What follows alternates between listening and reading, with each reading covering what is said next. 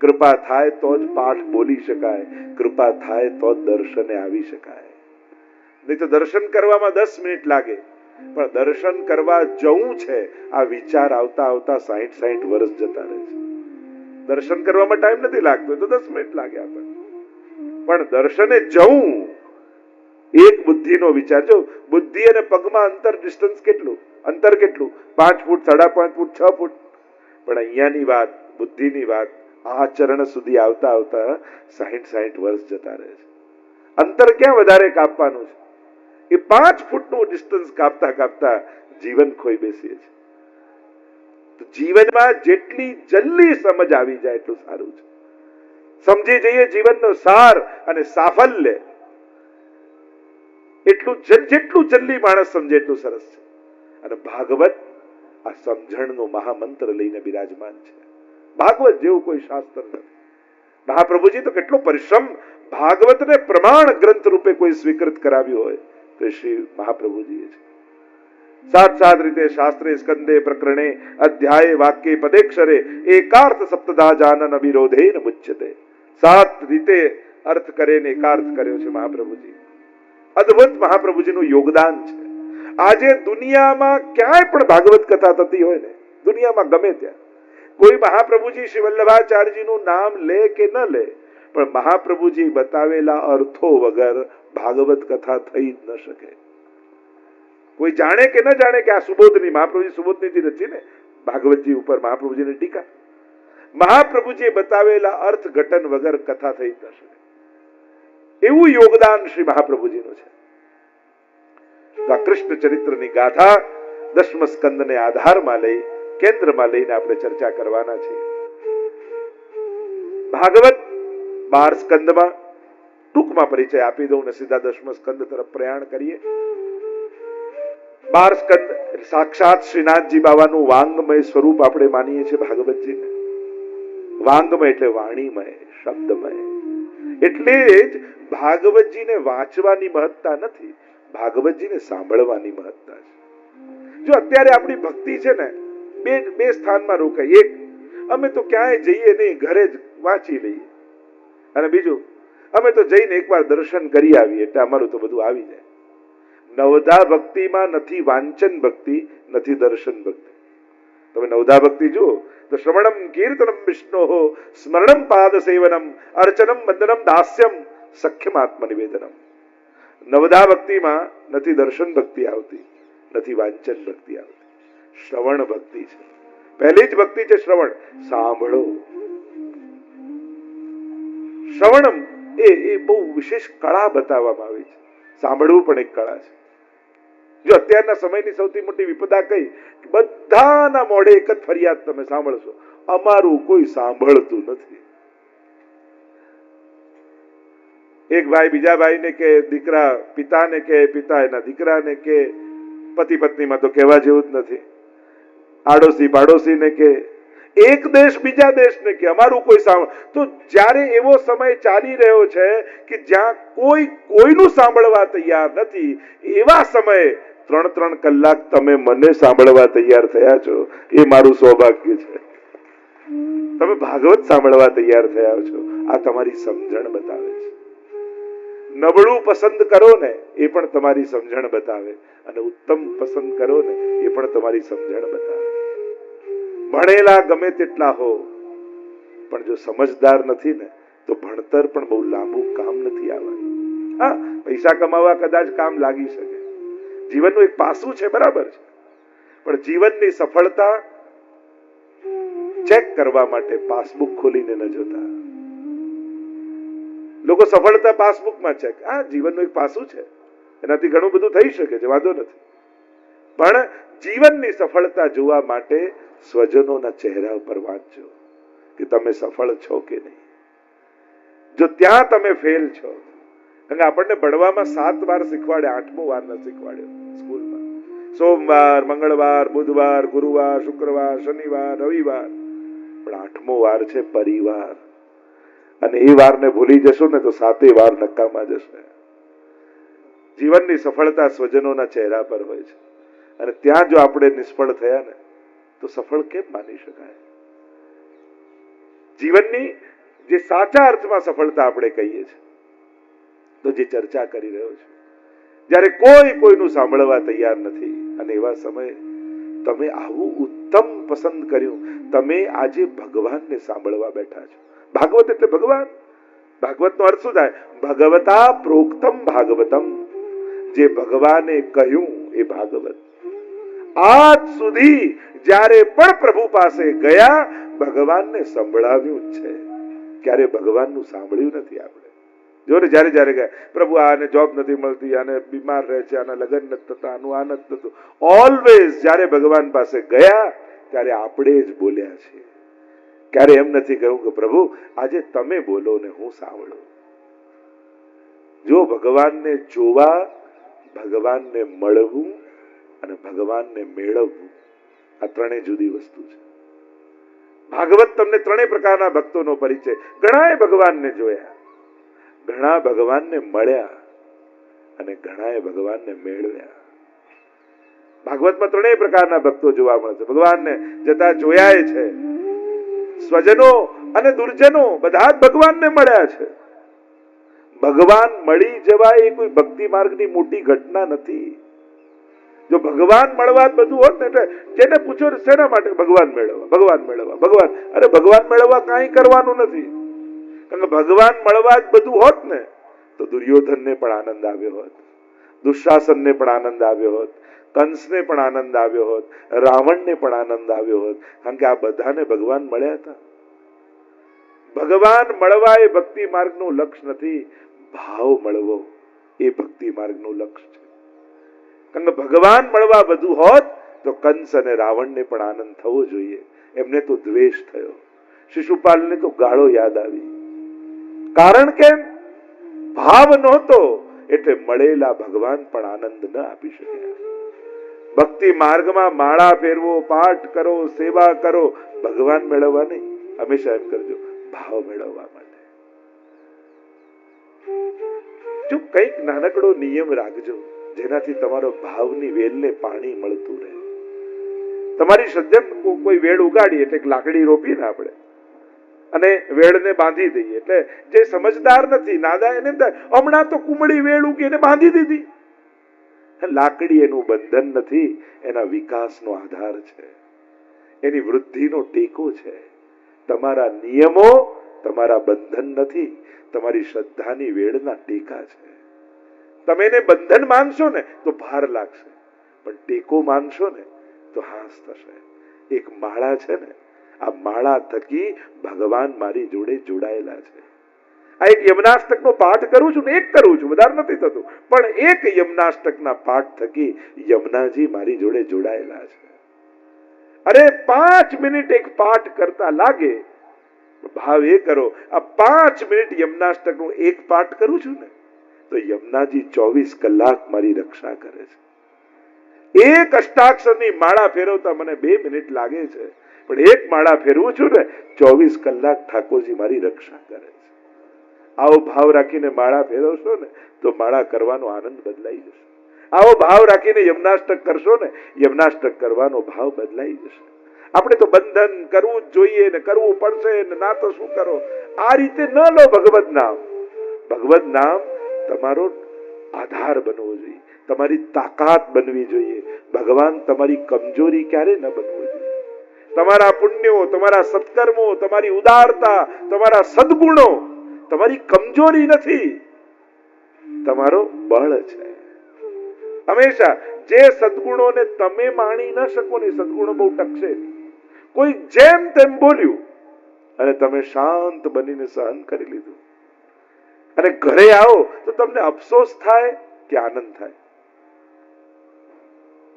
મોટા ભાગે આપણને અફસોસ થાય, જો આટલું સંભળાવી ગયો અને આપણે તો કઈ બોલવાનો ચાન્સ જ ન મળે.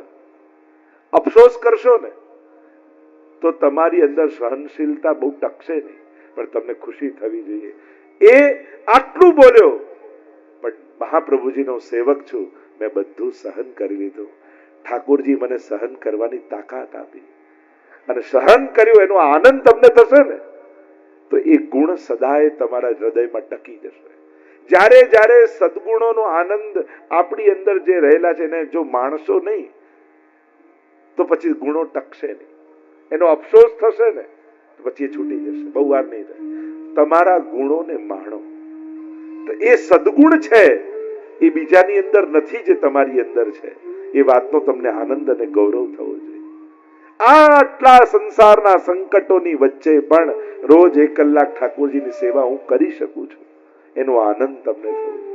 ઘણી વાર મોટી ઉંમર થાય ને પછી લોકોને અફસોસ ચાલુ થઈ જાય, પછી જીવન બાળે, હવે પહેલા જેવી સેવા થતી નથી, હવે પહેલા જેવું દોડાતું નથી, પહેલા જેવા રહ્યા જ નથી તો પહેલા જેવું ક્યાંથી થાય? હવે તો નીચે બેસાતું નથી તો ચેર પર બેસીને કરો, કોણ ના પાડે છે? હવે યાદ રહેતું નથી તો વાંચીને કરો, કોણ ના પાડે છે? કોઈ શાસ્ત્રમાં એમ લખ્યું કે વાંચીને યમનાષ્ટક કરો તો 50% ફળ અને મોઢે કરો તો 100% ફળ? ક્યાં એવું લખ્યું છે? વાંચીને કરો. કરો, અફસોસ શા માટે કરો છો? લોકોને જીવ બાળવાની આદત પડી જાય મોટી ઉંમરે. ના, જે થાય છે ને, જેટલું થાય છે ને, જે કર્યું એને વાગોળો અને જે થાય છે એટલું કરવું, પણ આનંદમાં રહો. જીવ બાળતા બાળતા હવે તો પહેલા જેવી સકડી થતી નથી, આ મિશ્રી ધરું છું પ્રભુને, પ્રભુ કે આય લઈ જા પાછી, મારે આય નથી જોઈતી તારી. આમ રડતા, હવે કોઈને ડાઇનિંગ ટેબલ પર રોજ રડતા રડતા થાળી મૂકો તો એને થાય ને ભાઈ તું રહેવા જ દે, ના કરીશ કઈ. જે કરો હરખથી કરો, ઉત્સાહથી કરો, ઉમંગથી કરો. એ રીતે મિશ્રી ધરો કે મિશ્રીમાં ઠાકોરજીને તમારી સખડીની થાળીનો સ્વાદ આવી જાય. કારણ કે તમારું ઉમળકો એને સ્વાદ આપે છે ને. પ્રભુને વસ્તુનો આગ્રહ નથી હોતો, પ્રભુને હાથનો આગ્રહ હોય છે. નાનકડું બાળક હોય ને, સારામાં સારી વસ્તુ, એની ભાવતી વસ્તુ અજાણે હાથથી આપો તો એને વસ્તુની મહત્તા નથી હોતી, એને હાથની મહત્તા હોય છે. દવા પણ માના હાથે પી લે, પણ ચોકલેટ પણ અજાણ્યાના હાથે ના લે બાળક. એમ અમારો ઠાકોરજી પણ બાળક છે ને. તમે મિશ્રી ધરો ને તમારો જાણીતો હાથ છે. જે હાથથી સકડી ધરી હતી ને એ હાથ મિશ્રી ધરી રહ્યો છે. એટલે પ્રભુ એક એક મિશ્રીમાં તમારી સકડીનો સ્વાદ લેશે. મૂળ વાત એ છે, પ્રભુને વસ્તુનો આગ્રહ છે જ નહીં, પ્રભુને તમારો આગ્રહ છે. અને એટલે જ તો પોતાના વૈકુંઠના બધા સુખ છોડી તમારા રસોડાના 2x2 ના ખાનામાં કેમ રહેવા તૈયાર થયા ઠાકોરજી? ધુમાડા ખાતા ખાતા એ રહે છે કે નહીં આનંદમાં? કેમ? વૈકુંઠમાં શું તકલીફ હતી? વૈકુંઠ જેવો ભોગ ધરી શકવાના છે, વૈકુંઠ જેવું સિંહાસન લાવી શકવાના છે, વૈકુંઠ જેવા શૃંગાર ધરાવી શકવાના ના. છતાં એ બધું છોડીને કેમ આયા? કારણ કે વૈકુંઠમાં તમે નહોતા એટલે, અને એને તમારા હાથની સેવા લેવી હતી ને, એટલે પોતાનું બધું જ સુખ છોડી તમારા હાથની સેવા લેવા ઠાકોરજી તમારા ઘરે આવીને બિરાજી. એટલે પ્રભુ માટે એના વૈકુંઠ કરતા પણ તમે વધારે મહત્વના છો. આપણે વ્યવસ્થા બતાવીએ, આપણે સાધન બતાવીએ, આપણે વસ્તુ બતાવીએ. ઠાકોરજી કે પણ આ બધું મારે જોઈતું જ નથી, મારે તો તારી જરૂર છે. કૃષ્ણ ચરિત્ર આપણને એ જ તો શીખવાડે છે ને. પ્રભુ તમને પ્રેમ કરે છે, તમારી વસ્તુ કે વ્યવસ્થાને નહીં. વ્યવસ્થાની એને કોઈ કમી નથી, એને કમી તમારી લાગે છે. એને તમારા હાથે આરોગવું છે, એને તમારા હાથે સ્નાન કરવું છે. યમુના જળમાં કેસર ઘોળી સ્નાન કરાવું શામના. યમુના જળમાં કેસર ઘોળી સ્નાન કરાવું શામ. જ્યારે ઠાકોરજીને મંગળ ભોગ સરાવી અને સ્નાન કરાવવા માટે તમે ગોદમાં લો લાલન, અને ત્યારે જે હરખાતા હોય ત્યારે એના આનંદનો પાર ન હોય. કારણ કે એ સમયે ફલાણા બેન કે ફલાણા ભાઈ પ્રભુને નથી દેખાતા, એને ખોળો યશોદાનો ખોળો લાગે કે આજે જાણે ફરી યશોદાએ મને ગોદમાં લીધો છે, એવો આનંદ ઠાકોરજીને થાય છે. તો કૃષ્ણ ચરિત્રનું આજ માધુર્ય છે. કૃષ્ણ કેવો છે આ ચરિત્રમાં, આ 10મ સ્કંદમાં? ભક્તાભિલાષા ચરિતાનુસાર. કેવું ચરિત્ર છે? દુગ્ધારી ચૌરે યશો વિસારી કુમારી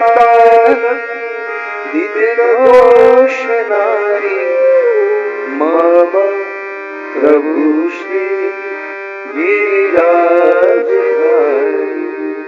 કૃષ્ણ ચરિત્રનું માધુર્ય શેમાં છે?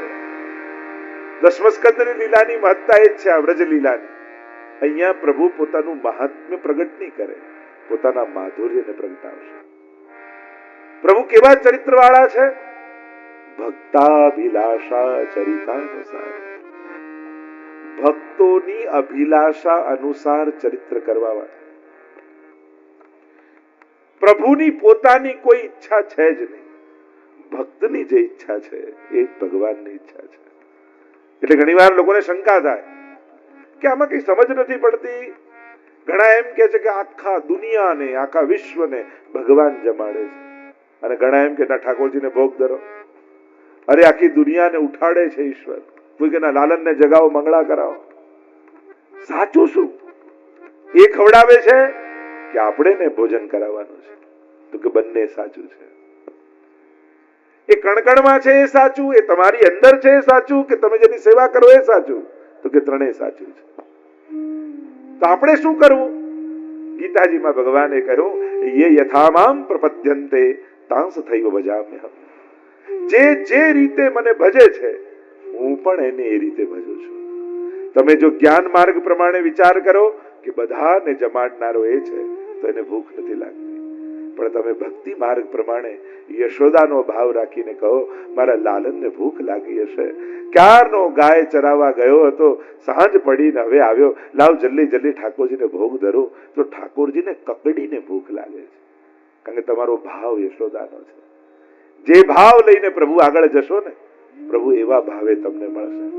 અરે ત્યાં સુધી કહ્યું, વેર ભાવે જશો તો એ યુદ્ધ કરવા તૈયાર થશે. કારણ કે એને લડવું જ છે તો ચાલ લડી લઈએ. તને પ્રેમ કરવો છે તો ચાલ પ્રેમ કરી લઈએ. તને રાસ કરવો છે તો ચાલ રાસ કરી લઈએ. તને ખોળામાં રમાડવો છે તો હું બાળક બનીને તારા ખોળામાં ચડી જાઉં. ભગવાન કૃષ્ણ એવો છે જે ક્યારેય કોઈને નિરાશ નથી કરતો.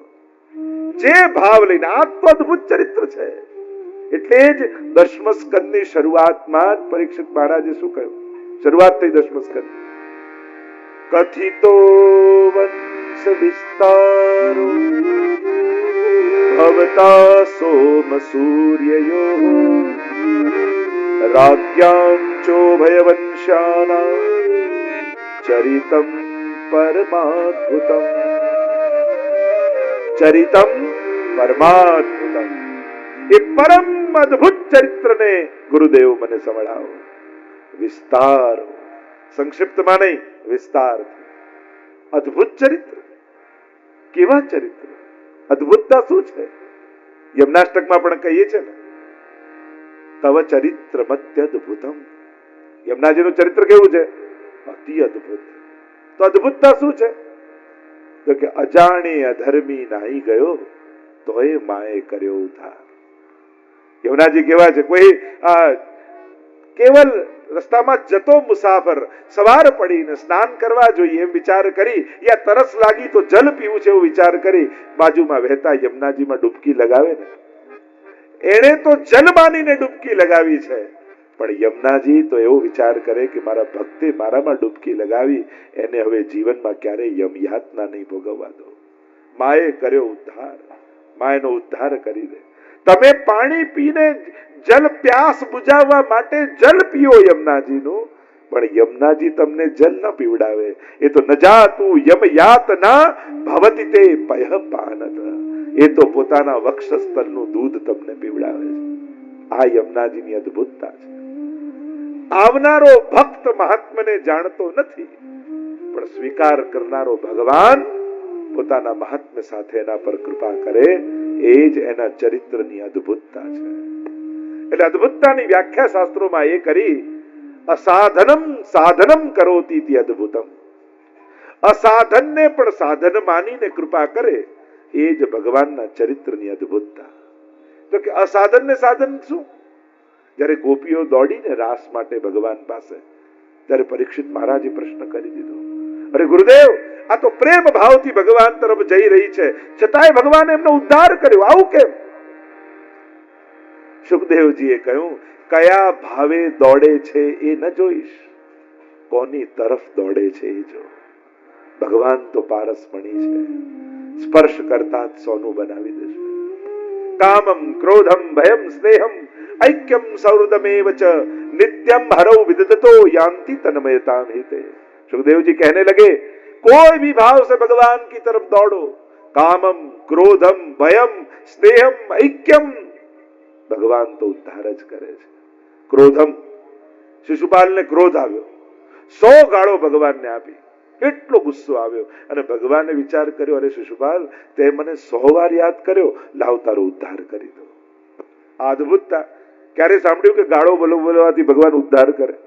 શિશુપાલે તો 100 ગાળો બોલીને ભગવાને ઉદ્ધાર કર્યો. ભયમ, ભય કોઈ ભગવત પ્રાપ્તિનું, ભગવત ઉદ્ધારનું સાધન હોય? કંસને એવો ભય લાગ્યો કે કૃષ્ણ આવશે, કૃષ્ણ આવશે. દ્વારપાલમાં, સિપાહીમાં, પ્રધાનમાં, જ્યાં જુએ ત્યાં એને કૃષ્ણ દેખાય. ભગવાન કહે, કંસ તને તો સર્વાત્મ ભાવ થઈ ગયો, લાવ તારો ઉદ્ધાર કરી દો. ઓ ભય કોઈ સાધન છે? અસાધનમ સાધનમ કરોતિ ઇતિ અદ્ભુતમ. આ કૃષ્ણ ચરિત્રની અદ્ભુતતા આપણે ગાવાની છે. તમે કોઈ પણ ભાવે જાઓ, પણ એ કૃપા સિવાય બીજું કાંઈ નહીં કરે. ક્યાંય તમે સાંભળ્યું કંસને મારીને ભગવાનને નરકમાં નાખ્યો હોય? રામે રાવણને મારીને નરકમાં નાખ્યો એવું ક્યાંય સાંભળ્યું? આપણે શું સાંભળીએ? કૃષ્ણએ કંસનો ઉદ્ધાર કર્યો, રામે રાવણનો ઉદ્ધાર કર્યો. ભગવાન ક્યારે કોઈની અધોગતિ કરતા જ નથી. ભગવાન એક ભગવાન જ તો છે જે પાપમાંથી મુક્ત કરી શકે. એટલે જ તો ગીતાજીમાં બંને હાથ ફેલાવીને આમંત્રણ આપે છે, સર્વ ધર્માન પરિત્યજ્ય મામ એકમ શરણમ વ્રજ અહં ત્વા સર્વ પાપેભ્યો મોક્ષયિષ્યામિ મા શુચઃ. સજા આપે ભગવાન નહીં, ક્ષમા આપે ભગવાન છે. ભગવાનને સજા આપવામાં રસ નથી, એને ક્ષમા આપવામાં. એટલે તો છેલ્લી શ્વાસ સુધી ભગવાન મોકો આપે છે માણસને. છેલ્લી શ્વાસ સુધી હજી મારું નામ લઈ લે, છેલ્લી શ્વાસે મને બોલાવી લે.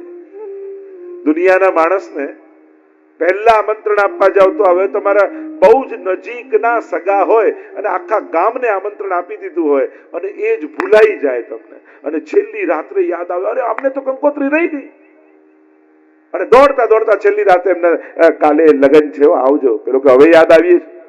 બધાના ફોન આવે છે, ક્યારે જવાના છો, ક્યારે જવાના છો, અને બધાને કંકોત્રી આવે, અમે જ ભૂલી જાવ, નહીં આવીએ. માણસ ના આવે. અને ગજેન્દ્ર બધાને બોલાવે છે છેલ્લી શ્વાસે, હે હરી પુકાર કરે, અને જેને છેલ્લે બોલાવ્યો એ પહેલો આવીને ઉભો રહે. એ જ પરમાત્મા છે. છેલ્લી શ્વાસ સુધી તક આપે છે પરમાત્મા. એ પછી એમ નથી કરતો તારા આટલા વર્ષની સાધના નથી, આટલા મંત્રો તારા પૂરા નથી થયા, આટલી માળા તારી પૂરી નથી થઈ, છેલ્લી ઘડીએ પણ બોલાવ્યો ને મને યાદ કર્યો ને, હું તારી અધોગતિ નહીં થવા દઉં. અંતકાલે તું મામેવ. છેલ્લી ઘડીએ પણ જે પોતાના પ્રભુને યાદ કરીને દેહ મૂકે ને, ભગવાન એની અધોગતિ ન થવા દે. એવો આ કૃષ્ણ પરમાત્મા છે, જેની શરણે આપણે ભેગા થયા છે, જેને સાંભળવા આપણે ભેગા થયા છે, જેને સંસારના સમાધાન રૂપે આપણે પસંદ કર્યો છે. આપણે કૃષ્ણને પસંદ કર્યો છે. આ જન્મ મરણના ચક્કરમાંથી છૂટવા માટે એવો આશ્રય કૃષ્ણનો પસંદ કર્યો. કૃષ્ણ એવ ગતિર મમ. વિષ્ણુજી પણ એ જ કહે ને, છેલ્લી ઘડીએ ભગવાન સામે આવીને ઉભા, બાણ સૈયા પર વિષ્ણુજી સુતા છે અને સમાચાર આપ્યા કે ભગવાન આવ્યા છે. અને બાણ સૈયા પર સુતા સુતા ધીમે રહીને નેત્ર ખોલતા વિષ્ણુજી જ્યાં પ્રભુની સામે જુએ, ઇતિમતિરુ કલ્પિતા વિતૃષ્ણા ભગવતી સાત્વત પુંગવે વિભુ. પ્રભુ આ મતિ આપના ચરણોમાં ધરવી છે, ક્યાંય લગાડી નથી આપના સિવાય. આપની થઈ જશે તો જીવન ધન્ય બની જશે. તવ ચરિત્ર, આ પ્રભુનું અદ્ભુત ચરિત્ર કથિતો વંશ વિસ્તારો. પરીક્ષિત મહારાજ દશમ સ્કંદમાં પ્રવેશ કરે 90 અધ્યાય ભાગવતજી અનુસાર, અને 3 પ્રક્ષિપ્ત મહાપ્રભુજી માને, જે આપણે મંગલાચરણ તમે બોલો છો ને, ચતુર્ભિશ્ચ ચતુર્ભિશ્ચ ચતુર્ભિશ્ચ, આ એક શ્લોકમાં તમે આખા દશમ સ્કંદનું સ્મરણ કરો છો. જ્યારે આ શ્લોક બોલો ને ત્યારે દશમ સ્કંદની બધી લીલાઓને યાદ કરો. આ એક શ્લોકમાં પ્રકરણ વિભાગ મહાપ્રભુજીએ જે દશમ સ્કંદના પાડ્યા એને મહાપ્રભુજી સમજાવ્યા છે. અત્યારે હું વિસ્તાર નથી કરતો, એનો સમય ઘણો લાગશે. 4 4 4 3 6 આમ 5 પ્રકારે મારા હૃદયમાં બિરાજો. મહાપ્રભુજીએ 7 રીતે ભાગવતજીના અર્થો કર્યા. શાસ્ત્રે, સ્કંધે, પ્રકરણે. તો આ 10મા સ્કંદનું પ્રકરણ વિભાગ છે. પહેલા 4 અધ્યાય જન્મના પ્રકરણ, જન્મની કથા એટલે એને જન્મ પ્રકરણ કહ્યું. બીજું ચતુર્ભીજ છે તામસ પ્રકરણ, ત્રીજું ચતુર્ભીજ છે રાજસ પ્રકરણ, ત્રિભી એટલે સાત્વિક પ્રકરણ, ષડભી એટલે ગુણ પ્રકરણ. આમ 5 પ્રકારે મારા હૃદયમાં બિરાજો. કારણ કે 10મા સ્કંદ છે ને એ ભગવાનનું હૃદય છે. આપણે ત્યાં 12 સ્કંદો શ્રીનાથજીના 12 અંગ કહ્યા છે ભાગવતજીના. પહેલા 2 સ્કંદ એટલે બંને ચરણ, ત્રીજો અને ચોથો સ્કંદ બંને બાહુ, 5મો અને 6થો સ્કંદ બંને જંગાઓ, 7મા સ્કંદ શ્રીનાથજીનો મુષ્ટિકા વાળો હાથ, 8મ અને 9મા સ્કંદ બંને વક્ષસ્થલ, 10મા સ્કંદ એ હૃદય, 11 સ્કંદ એ મસ્તક અને 12મો સ્કંદ એટલે શ્રીનાથજી બાબાનો ઊંચો ઉઠેલો હાથ, જેનાથી શ્રીનાથજી બાબા ભક્તોને પોતાના નિજ શરણોમાં બોલાવે છે. આવ આવ આવ. 12મો સ્કંદ એ આશ્રય લીલા છે, પોતાના આશ્રયમાં બોલાવે. અને આશ્રયમાં આવે એટલે શ્રીનાથજી શું કરે? એના હૃદયને પોતાની મુઠ્ઠીમાં બંધ કરી લે. કમરમાં મુઠ્ઠી છે ને, એ શેના માટે છે? ભક્તોના હૃદયને મુઠ્ઠીમાં બંધ કરે. અને અંગૂઠો બહાર છે એટલે કે માયાને અંગૂઠો બતાવે છે કે હવે આ મારો થઈ ગયો એટલે તારા કામનો રહ્યો નથી. હવે તારો પ્રભાવ આના પર નહીં ચાલે. કારણ કે મામેવ યે પ્રપદ્યન્તે માયા મેતામ તરંતિ તે. ગીતાજી में कहा जो मेरे हुए वो माया से तर गए. એટલે પ્રભુના થવાની ઘટના શ્રીનાથજી બાબા નિકુંજના દ્વાર પર ઉભા રહીને ભક્તોને શરણમાં બોલાવી રહ્યા છે. જો આપણે ત્યાં ભારત વર્ષના જેટલા પ્રસિદ્ધ સ્વરૂપો ભગવત સ્વરૂપો બિરાજે છે, દરેકનો એક જુદો જુદો આકાર, જુદા જુદા સ્વરૂપો. એ સ્વરૂપ ભેદ, એનાથી લીલા ભેદ, એનાથી ભાવ ભેદ, કેવી સુંદરતા છે આપણે ત્યાં. તો આ પ્રભુનું ચરિત્ર 10મા સ્કંદમાં છે. અદ્ભુત ચરિત્ર છે. એટલે જ કહ્યું કે ગુરુદેવ સંક્ષિપ્ત ન કરતા વિસ્તારથી મને ભગવાનનું ચરિત્ર કહેજો. કહ્યું કોણ એવો આત્મઘાતી જીવ હશે જેને ભગવાનની કથામાં રસ નહીં આવતો હોય?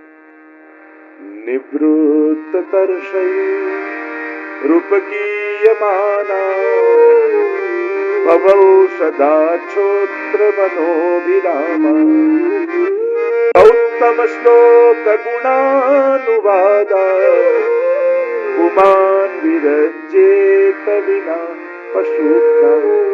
सुखदेव जी के आगे परीक्षित महाराज कहने लगे. 10મા સ્કંદનો પ્રારંભ થયો ને પરીક્ષિત 2 હાથ જોડીને કહે છે તે જેની સમસ્ત તૃષ્ણાઓ સમાપ્ત થઈ ગઈ છે એના માટે ભગવાનની કથા એ ઔષધિ છે, દવા છે, ભવરોગને મટાડનારી. બીજા કોઈ રોગ કોઈને હોય ન હોય જુદી વાત, એક રોગ તો દરેકને લાગ્યો છે અને એ છે ભવરોગ. જો કોઈ લોકો મૃત્યુના જુદા જુદા, કોઈ કે હાર્ટ એટેક થી ગયા, કોઈ કે એક્સિડન્ટ થી ગયા, કોઈ કે આ બીમારીથી ગયા, જુદા જુદા લોકો મૃત્યુના કારણો બતાવતા હોય છે. પણ આ દુનિયામાં મૃત્યુનું એક જ કારણ છે. લોકો ભલે જુદા જુદા કારણ કહેતા હોય, પણ એકમાત્ર કારણ આ દુનિયામાં મૃત્યુનું છે અને એ કારણ છે જન્મ. જાતસ્ય હિ ધ્રુવો મૃત્યુ.